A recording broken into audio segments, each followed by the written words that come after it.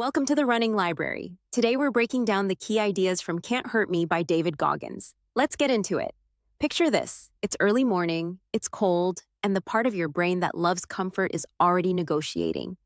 You can run tomorrow, you deserve a day off, you're tired. Now imagine having a mental switch you can flip, one that doesn't make the run easy, but makes quitting feel less like an option. That's the energy behind David Goggins' book, Can't Hurt Me, a brutal, motivating, sometimes uncomfortable look at what it means to build mental toughness when life has already tried to break you. This is a self-help book, but it doesn't read like a gentle guide. It's part memoir, part challenge. Goggins tells the story of growing up in a chaotic, abusive environment, struggling with insecurity and self-doubt, and then remaking himself through extreme personal accountability. The core idea is simple but demanding. Most of us live far below our potential because we obey our feelings, especially discomfort. If you can learn to push past that internal stop signal, you can do far more than you think. At a high level, Can't Hurt Me is about transformation through ownership, not positive thinking, not waiting for motivation, ownership. Goggins argues that your past can explain you, but it doesn't get to define you. And he keeps returning to one theme: the mind will quit long before the body has to. If you can train your mind through deliberate hardship, honest self-assessment, and repeated proof that you can keep going, you can expand what you believe is possible. Now let's get into 6 key takeaways with practical examples you can actually use. First takeaway, you are not your story. You are your standards. Goggins doesn't pretend your circumstances don't matter. He's very clear that trauma, fear, and insecurity are real. But he's equally clear that the turning point comes when you stop using your history as a reason to stay stuck. The shift is from "this happened to me" to "what am I going to do about it now?" Example: if you've always told yourself, "I'm not a runner," notice how much power that sentence has. It's not a fact, it's an identity. A standard would sound different. "I'm the kind of person who runs 3 times a week, even if it's slow." The goal isn't to become someone else overnight. It's to choose a standard and then act like it's true until it becomes true. Second takeaway, motivation is unreliable. Build a system that works when you don't feel like it. A huge theme in the book is that waiting to feel ready is a trap. Goggins is famous for doing hard things without negotiating with himself. You don't need to be extreme to learn from this. The point is, if your plan depends on mood, it's not a plan. Example: instead of "I'll run when I'm motivated," make it "I run at 6:30 a.m. on Monday, Wednesday, Friday." Or if mornings aren't realistic, pick a consistent time and protect it. If you're building any habit, running, lifting, writing, studying, focus less on hype and more on repeatability. The days you don't want to do it are the days the habit is actually being built. Third takeaway, the accountability mirror: radical honesty beats comfort. Goggins talks about forcing himself to face the truth, even when it hurts. The idea is that you can't improve what you won't admit. It's easy to blame time, genetics, your job, your family, the weather, anything except the choices you control. An example: imagine you're stuck at the same fitness level for months. Instead of saying, "I'm just busy," you ask, "how many runs did I actually do? How many times did I choose scrolling over sleep? How often did I quit when it got uncomfortable?" This isn't about self-hate. It's about clarity. Once you see the truth, you can make a real plan instead of a comforting one. Fourth takeaway, callousing the mind. Small doses of voluntary discomfort build a tougher you. One of the most memorable concepts tied to Goggins' philosophy is that you build mental toughness the way you build physical toughness, through progressive overload. Not by reading about it, by doing hard things on purpose. Example: you don't have to run ultramarathons to practice this. You can do micro-hard daily. Finish the last 5 minutes of an easy run a little faster, take the stairs when you want the elevator, do the final set when you want to stop, or keep your phone away for the first hour of the day. These are small votes for the person you're trying to become. Over time, discomfort becomes less of an emergency and more of a familiar training signal. Fifth takeaway, the 40% rule mindset. Your first quitting point is often a lie. Goggins is known for the idea that when you feel like you're done, you may have much more left. He frames it as you're often nowhere near your true limit. You don't have to take the number literally to understand the lesson. Your mind's early warning system is designed for comfort, not greatness. Example: on a run, you hit that point where your legs feel heavy and your brain says, "This is it."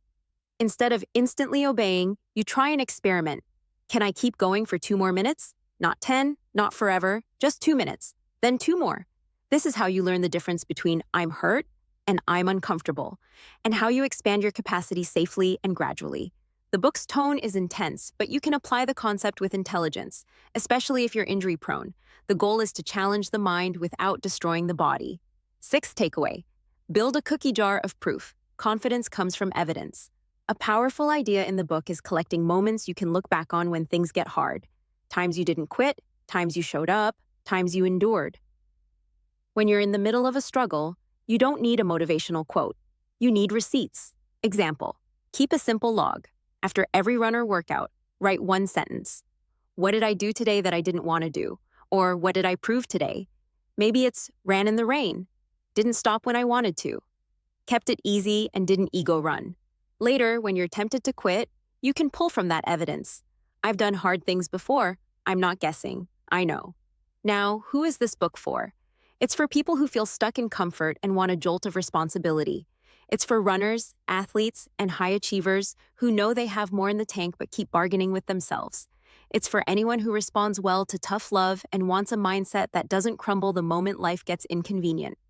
If you're training for something difficult, your first 10K, a marathon, a big career change, this book can light a fire under you. And who is it not for? If you're in a fragile season mentally, or you're dealing with burnout, depression, or trauma and you need gentleness and support first, Goggins' style may feel too harsh. If you have a history of overtraining, injury, or obsessive perfectionism, you'll want to be careful. The book can push you toward more, and that's not always wise. Also, if you prefer research-heavy self-help with citations and step-by-step psychology, this is more experiential and motivational than academic. So how do you take the spirit of "can't hurt me" and apply it in a healthy, runner-friendly way? Here's a simple 3-step action plan. Step 1. Write your hard truth list. Then pick one standard. Take 10 minutes with a notebook. Write the honest answers to: what am I avoiding? Where am I making excuses? What do I say I want but don't act like I want? Then choose one clear standard for the next 14 days. Keep it small and specific. For example, I will run 3 times a week for 30 minutes, or I will walk for 20 minutes every day, or I will strength train twice a week after my easy run. The power is in clarity, not ambition. Step 2. Schedule discomfort, on purpose, but safely. Pick one workout each week that's your mental callus session, not a reckless sufferfest, just a controlled challenge. For runners, that could be a short tempo segment inside an easy run, a hill repeat session with plenty of recovery, or simply finishing your run with a strong, steady final 5 minutes. The rule is, you choose it ahead of time and you complete it even when you don't feel like it, unless pain or injury signals tell you to stop. Mental toughness is not ignoring injury, it's doing the hard thing you committed to when it's merely uncomfortable. Step 3. Build your proof bank. After each session, record one win. Keep it simple. I showed up. I didn't negotiate. I kept the pace easy like I planned. I finished the last rep strong. Over weeks, you're building identity through evidence. And when the next hard day comes, and it will, you'll have a record that says, I don't quit when it gets uncomfortable. That's not who I am anymore. As we wrap up, here's the big message of Can't Hurt Me, translated for the running library audience. You don't rise to the level of your goals, you fall to the level of your standards and your training, especially the training of your mind. Goggins' story is extreme, but the lesson is surprisingly practical. Stop waiting to feel ready. Stop trusting the first, I can't.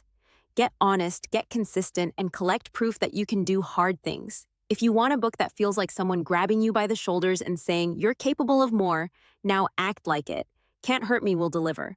Just remember, the point isn't to punish yourself. The point is to become someone you can count on. And the next time you lace up and your brain starts bargaining, try this. Don't argue with it. Just start moving. One step, then the next. That's where the new version of you is built, quietly, repeatedly, and on the days you least feel like it. If you found this summary helpful, subscribe to the Running Library for new insights every day.